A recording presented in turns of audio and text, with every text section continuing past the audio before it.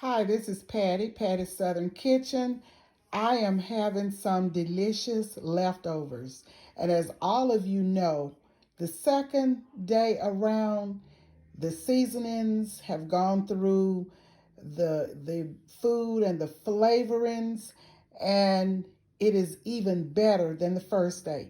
So I'm not having everything that I cook, but this is just a little bit: the cabbage with the sausage and turkey bacon and the meatloaf.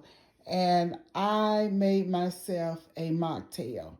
This is my cranberry juice and orange juice mixed with ginger ale. And this is a delicious meal. I won't have to cook for another day. I am so happy I won't be cooking for another day or two. So, Patty's Southern Kitchen. Please subscribe, like, share, and tell your friends about my videos. And please tap the notifications bell so you can be reminded when I do an upload.